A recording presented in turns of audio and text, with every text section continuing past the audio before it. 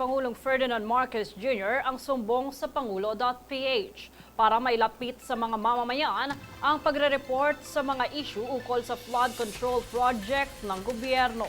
Nakatala doon ang mga naging resulta sa inisyal na investigasyon sa nasabing mga proyekto sa buong bansa mula noong siya ay nahalal sa pagkapangulo.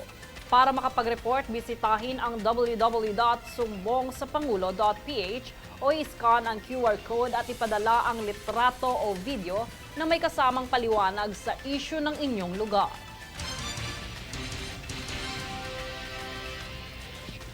Nagpahayag ng kanilang suporta nitong Lunes sina Senator Raffy Tulfo, Senator Deputy Minority Leader Risa Ontiveros at Senator Bam Aquino kaugnay ng panawagan ni Senator J.V. Ejercito na magsagawa ng komprehensibong pag-aaral sa pagsusuri ng probisyon ng Universal Healthcare Act.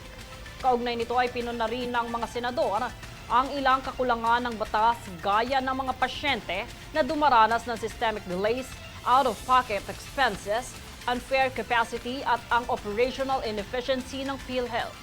Bilang isa sa principal author ng batas, ipinahayag ni Senator Ejercito nitong Martes na nararamdaman na ng mga Pilipino sa ngayon ang layunin ng naturang batas gaya ng makabawas.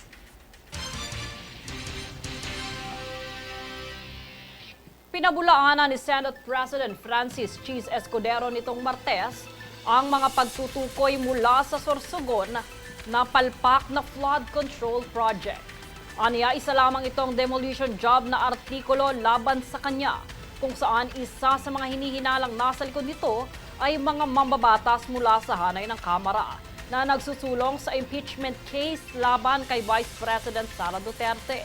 Sa panig naman ni Senator J.V. Ejercito, ang umano'y demolition job na ito laban kay Escudero ay nag-ugat simula pa sa bangayan ng dalawang kongreso sa usapin ng People's Initiative hanggang sa kaso ng impeachment. Patuloy ang iba't ibang grupo na kasama ng creative industry sa pagpapalaganap ng kamalayan sa mga Pilipino kaugnay sa laban ng bansa sa West Philippine Sea. Tungayan ang ulat mula kay Princess Castro. Sa pagpapatuloy ng pakikipaglaban ng Pilipinas sa karapatan nito sa West Philippine Sea ay hindi rin sumusuko ang ilang progressive groups, gayon din ang creative industry sa pagtindig at pagbibigay kamalayan sa mga Pilipino patungkol sa pinag-aagawang teritoryo. Isa na sa patuloy na tumitindig ay ang Chairman Emeritus ng 4 na makabayan at pangsibikong organisasyon na si Dr. Jose Antonio Goytia na naniniwala sa kahalagahan ng tuloy-tuloy at magkakaugnay na naratibo upang imulat ang Pilipino sa katotohanang ibinabaluktot ng China sa WPS.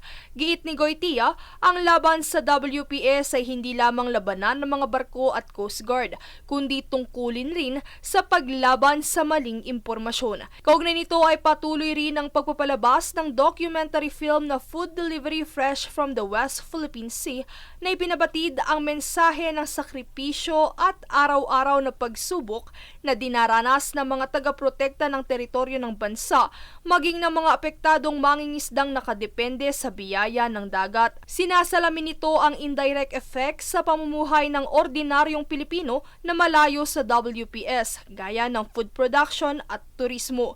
Kaya naman sa pamamagitan ng naratibo, patuloy na ipinapabatid ng iba't ibang sektor ang kanilang mensahe para may paglaban ang sariling atin at patuloy na nananawagan sa publiko na ipalaganap ang tamang impormasyon. Nitong kamakailan lang ay 2 insidente muli ng pangaharas ng Chinese vessel ang naiulat.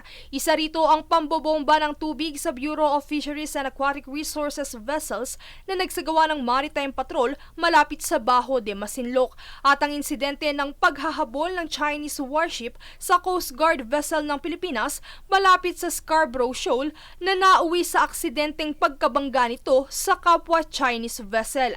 Ang dahilan kung bakit nito hinahabol humahabol ang Philippine vessel ay bunsod ng pag-akusa na nanghihimasok ang bansa sa kanilang teritoryo o ang infringement of sovereign rights. Sa kabila ng pangaharas na ito, pinili pa rin ng bansa na magbigay ng medical assistance sa mga nasaktang nakasakay sa barko ayon kay Presidential Communications Office Undersecretary Claire Castro sa isang press briefing ng palasyo ngayong Martes.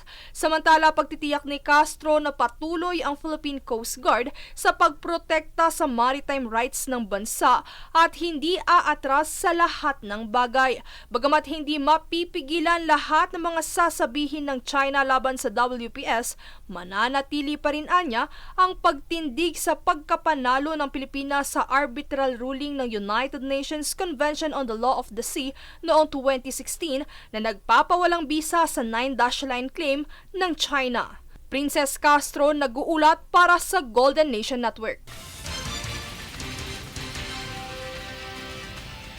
Samantala, binigyang pagkilala ni Philippine Coast Guard o PCG Commandant Admiral Ronnie Hilgavan sa Port Area Manila ang BRP Suluan crew sa pagka-deploy nito sa Baho de Masinloc para magpatupad ng kadiwa para sa Bagong Bayaning Mangingisda o KBBM Initiative.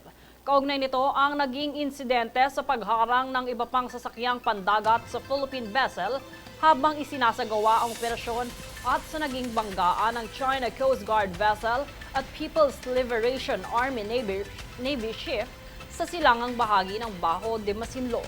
Pinuri ni Gaban ang katapangan, dedikasyon at sakripisyo ng mga PCG personnel at ng West Philippine Sea Group para masiguro ang seguridad ng teritoryo ng bansa.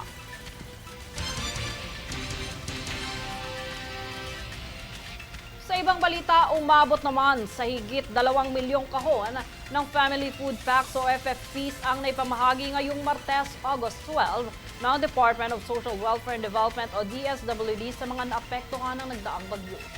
Ang mga rehiyong nabigyan ng tulong ay ang NCR, Ilocos, Cagayan Valley, Central Luzon, Calabarzon, Mimaropa, Bicol at Western Visayas. Gayon din sa mga rehiyon ng Negros Island, Central Visayas, Eastern Visayas, Zamboanga Peninsula, Northern Mindanao, Davao Region, Sorsogon, Caraga, Car at Bon. Kamakailang nagsagawa ng inspeksyon ang Department of Trade and Industry o DTI at Department of Agriculture o DA kaugnay sa presyo ng mga pangunahing bilihin sa Quinta Market, Quiapo, Maynila. Sinigurado ng mga ahensya na sumusunod ang mga nagtitinda sa merkado sa suggested retail price na pinatupad ng gobyerno. Ayon kay DTI Secretary Cristina Roque, benepisyo ito sa mga consumer dahil bumaba na ang presyo ng isda, manok at karne. Samantala, nilinaw niyang tumaas naman ang presyo ng gulay dahil sa epekto nito sa probinsya ng pinagmulan ng mga produkto bunsod ng nagdaang kalamidad. Samantala, isang motorsiklo ang nagliyab sa kalsada ng Makati ang namataan, bunsod umano ng fuel system failure. Ito ngayon ang ulat mula rito. Nagliliyab, yan ang tumambad sa kalsada sa Makati matapos magkaroon ng umano'y fuel system failure sa motor na buyumahe pa mula sa Mandaluyong. Ayon sa pahayag ng di pinakilalang may-ari at driver ng motor, noong inihinto niya ang motor ay nahirapan na itong i-restart ang makina at kalaunan sa kanyang pag-alis dito ay bigla na lamang itong nasunog. Base sa kanyang ulat, maaaring ang pagpapaayos niya sa fuel system nito noong nakaraang gabi ang sinususpetsahang pinagmulan nito. Sa nasabing insidente, agad namang rumisponde ang otoridad at maging ang lokal na pamahalaan sa barangay ng San Lorenzo. Bagamat di patukoy ang mismong pinagmulan at kung paano humantong sa pagliyab, patuloy pa ring iniimbestigahan ng pamahalaan ng Makati ang pangyayari ukol rito. Jade Buhoy, nag-uulat para sa Golden Nation Network. Susunod sa News Force. Trump pinahaba ng 3 buwan ang palugit sa taripa ng China.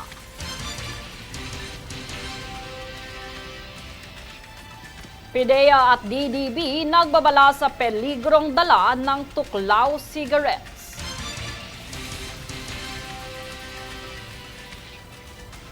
BOC at DA nag-inspeksyon sa mga frozen fish na ihahandog sa mga nasalanta ng bagyo at habagat.